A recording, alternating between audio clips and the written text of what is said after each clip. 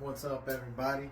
So, I want to say that I'm not a tough guy. I'm not a super badass. None of that. What it is, though, is that I was a drug addict, a super drug addict.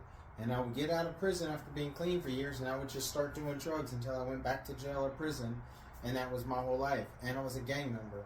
And because I was those two things, I would be involved in some crazy situations. And I would do some wild shit because I know the outcome of crazy situations. I grew up like that. I've seen my parents were doing crazy things when I was young. My mom, my stepdad, they were a little wild. My stepdad and his whole family were crazy. And so I seen that stuff and emulated that stuff. And then I happened to be around some older dudes when I would be in the streets. When I was a kid, I'd go to group homes. I'd run away from group homes. I'd be out there. I remember one time I lived at Fisher's and Lowe's in Sacramento for almost a whole summer on the run. And I was like 16 years old. I had an ID, said I was 21. And I was running around there, a TB ID. Because you had to get a TB test to stay at the mission. I told them I was 21. They just wrote it down, laminated the thing, took a picture, gave me a TB shot, and was like, "You're good, here you go." And all the cops and liquor stores accepted it and everything. So I would just be running around the streets like a grown-ass man, and I really was just a kid. So I'm going to tell you some another little crazy story. This is how my mind worked on drugs. I would do the wildest shit because I really didn't care. So I had got out. I was 18 and I had got caught up in a stolen U-Haul. They gave me 69 days and let me out on probation. Well, I had this 28-year-old girlfriend. I'm 18. This is before I ever went to prison.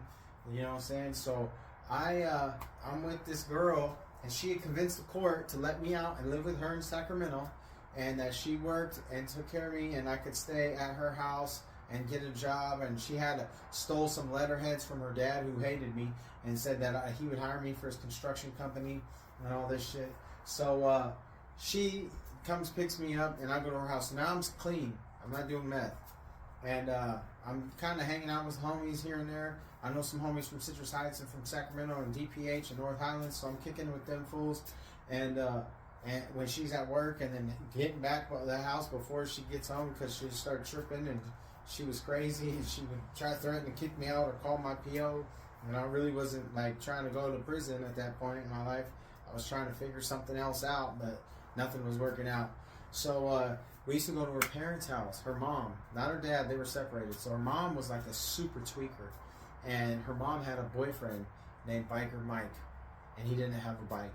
And Biker Mike was a weird ass dude. He had these fucking cut off Daisy Duke jean shorts. And sometimes his nuts would for real hang out the bottom. I'd be like, "Yo, man, what's up, Biker Mike? Put your shit away." He'd be like, "No." And then he was starved for male attention. Like, he was always in the house with his girl. He never left. They never left. Like, we would go over there and bring groceries and food. They never left the house. It was so weird to me. I didn't understand what was going on at this time. I figured it out later. And Biker Mike was from San Jose. And he had a fucking Sherm problem. He loved Sherm rocks. He smoked that shit, but he couldn't get it in Sacramento. And so he would always talk about it nonstop.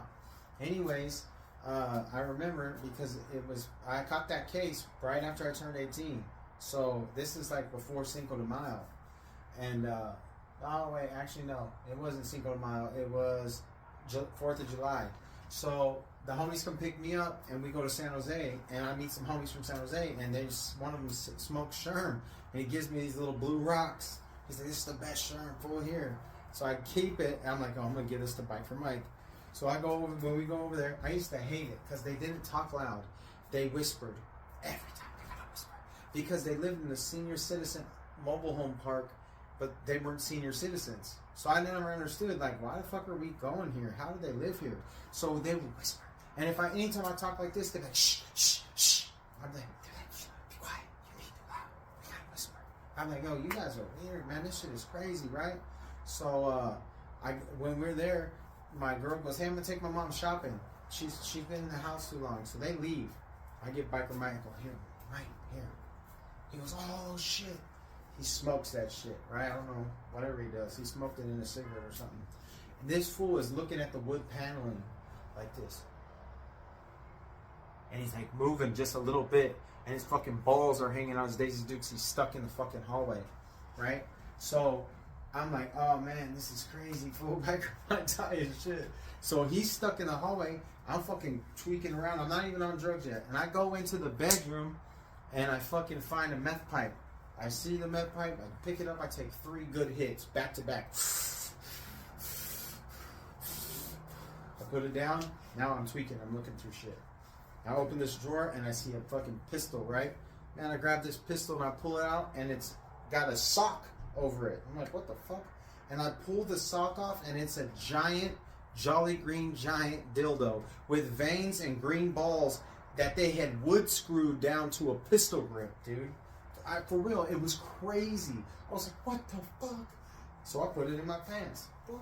Right? And it's weird, I know, but I put it in my pants. So my girl gets back and they're unloading the groceries and I go, babe, come here. She goes, what? I go, come here. She comes, I take her to the bathroom and look what I found. And I pull it out and she's like, oh my God, what are you doing with that? She goes, put it back. I said, no, your mom probably fucks Biker Mike with this shit. I said, I'm keeping it. She goes, you fucking keep it, I'm calling your P.O. I'm like, call him, bitch. I don't give a fuck, I'm high as fuck too. I found your mom's meth pipe. In fact, I'm gonna go get it right now and I'm fucking out of here. She goes, no, you can't leave. I said, no, I'm fucking leaving. And now they're going, shh, shh, shh, from the fucking front because they could hear us arguing. I go in their bedroom, I grab that fucking meth pipe. I'm like, I'm fucking out of here and I ain't whispering no more. Matter of fact, I ain't never gonna whisper again in my whole entire life. You guys are fucking weird. And I leave. And I took that fucking thing, I call a homie. Matter of fact, I walked to a payphone. They had payphones back then. And I called a homie. I'm like, hey, fool, you gotta come get me, dog. I just fucking flipped out on my bitch. I stole her mom's dildo. And I got this meth pipe. And he's like, I'm on my way. He comes and picks me up. And he's like, let me see this fucking dildo. Why'd you steal it? I'm like, look. And when I pull my shirt up, he goes, fool, that's a pistol. Because it looked like a real pistol. And I pull it out, and he's like, what the fuck? I'm like, I know, fool, I'm keeping this shit.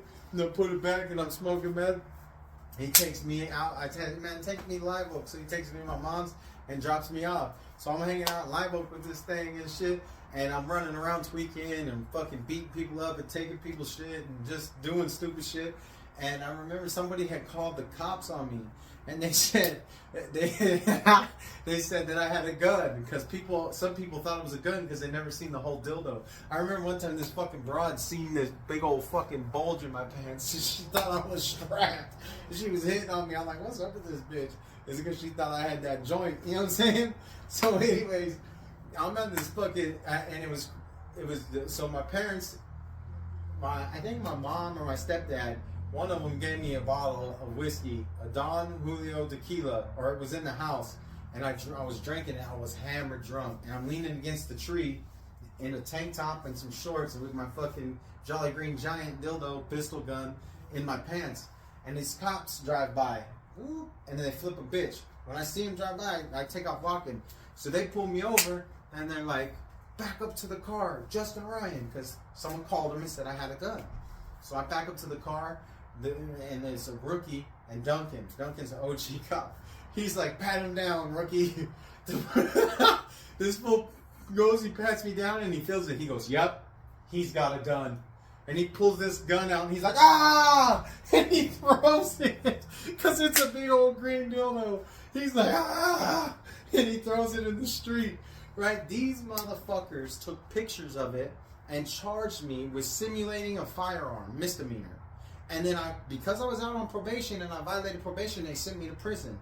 Because they sent me to prison and that thing was a part of the case, they put that shit in my fucking paperwork. So when I got to prison, all the homies are asking me, hey, fool, what the fuck were you doing walking around with this dildo? I'm like, yo, man, it was wild out there. Dope is real. I had to explain myself every single time I got to a new joint. Then down homies were like, this fucking dude was going off. That's the kind of crazy, wild nonsense I would do out there, y'all.